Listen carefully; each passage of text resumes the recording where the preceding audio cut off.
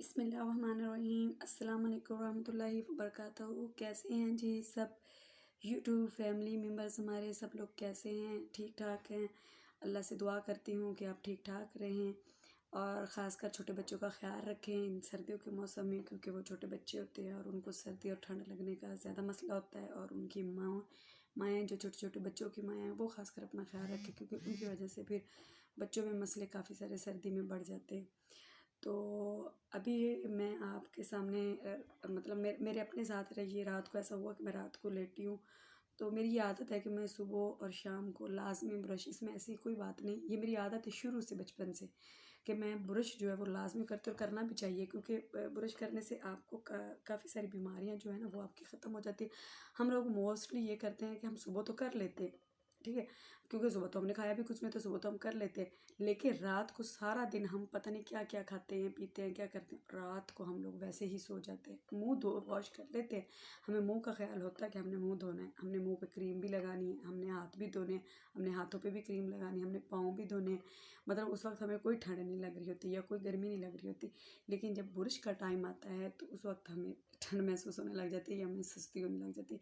तो ये लाजमी बाकायदगी से ये अपना कर ले। जैसे कि इशा की नमाज के टाइम आप लोगों ने वज़ू तो करना ही करना होता है, तो उसके साथ आप अपना ब्रश करना जो है वो आप अपना उसको लाजमी समझ लें कि आपने ब्रश जो है वो लाजमी करके सोना है।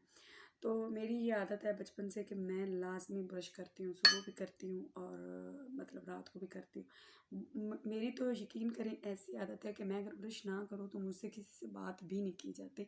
मैं बात भी नहीं कर सकती अगर मैं सुबह ब्रश ना करूँ। मतलब फ़र्स्ट टाइम उठते ही मेरा वाशरूम में पहले मतलब उसका ब्रश करने का मेरा होता है कि मैं सबसे पहले वाशरूम में जाऊँ और उस ब्रश करूँ।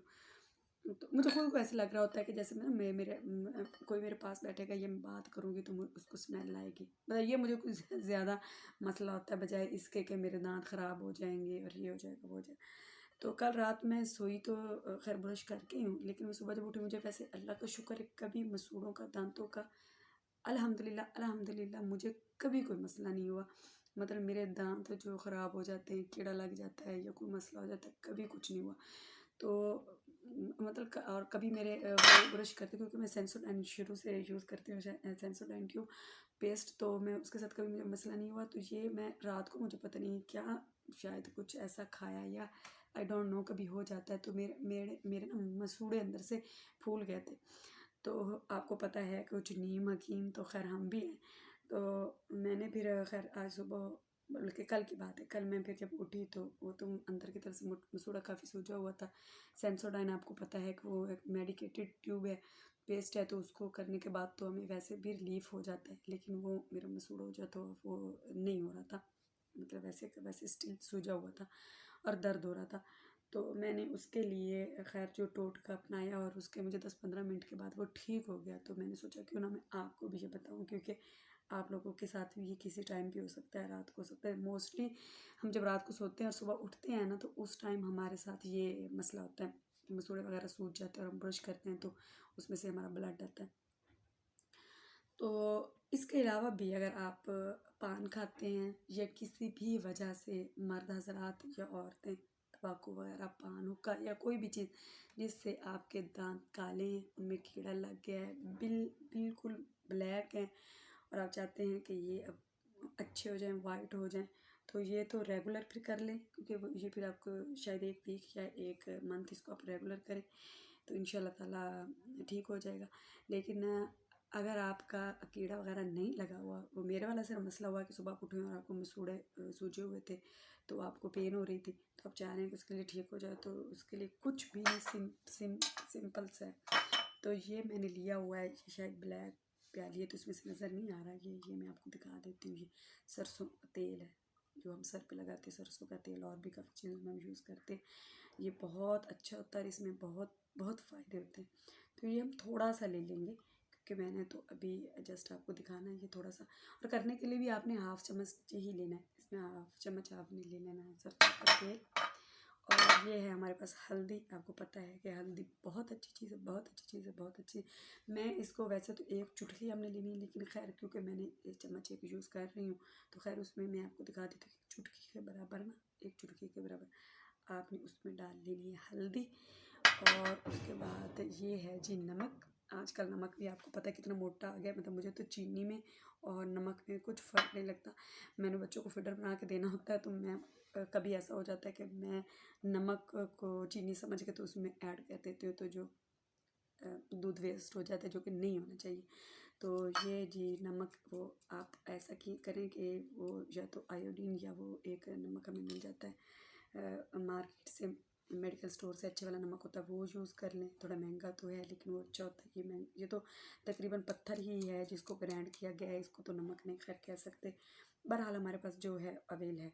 तो नमक भी आपने चुटकी भर ही लेना है, ज़्यादा नहीं आपने लेना है, इसमें नमक आपने ले लेना है। तो ये 3 चीज़ें आपने लेके तो इनको आपने करना है मिक्स। अच्छे तरीके से आपने इनको कर लेना है मिक्स। जब देखेंगे ये चीज़ें हो गई है मिक्स, तो आपने ब्रश को लेना है, जैसे हम पेस्ट लगाते हैं यूँ यूँ ब्रश पे आपने लगाना है और इसको आपने अपने दांतों के ऊपर यूज़ करना है। तो क्योंकि मैं भी आपको करके नहीं दिखा सकती, क्योंकि हाथों पे लगाने की अगर जो कोई चीज़ होती तो मैं ज़ाहिर सी बात है मैं आपको लास्ट में करके दिखाती।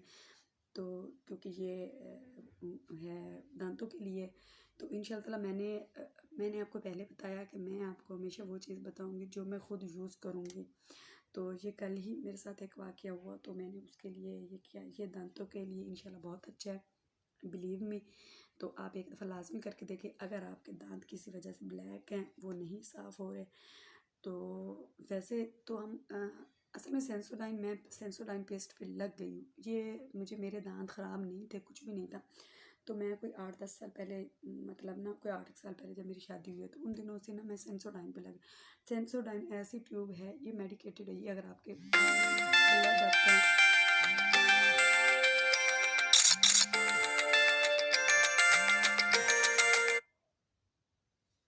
तो ये आपके ब्लड आता हो, या ये आपके मतलब दांतों में पेन होती हो, तो उसके लिए मोस्टली डॉक्टर जो है रिकमेंड करते हैं। लेकिन अब तो ये आम हो चुके, हर बंदा इसको यूज़ कर रहा है। तो आप मैंने खैर वो यूज़ की, तो उसके बाद मुझे ऐसी उसकी वो आदत पड़ी है, यकीन करें कि मैं कोई और पेस्ट, हालांकि कॉलगेट जिसको हम समझते हैं कि वो एक आम सी है और वो सस्ती है, लेकिन कॉलगेट बेस्ट है दांतों के लिए। मैं सो करती हूँ सेंसोडाइन यूज़। तो मैं उसके लिए, मुझे मेरे दांतों के तो खैर कोई मसला मुझे नहीं है। मैंने आपको माशाल्लाह पहले बताया कि अल्हम्दुलिल्लाह मुझे दांतों का कोई मसला नहीं है। ये मेरे साथ एक मसला हुआ और मैंने किया। तो ये हमारे किचन की चीज़ें हैं, ये कोई इतनी वो चीज़ें नहीं है कि जो मिलती नहीं, ये मेरी किचन की चीज़ें हमें किचन से मिल जाती हैं।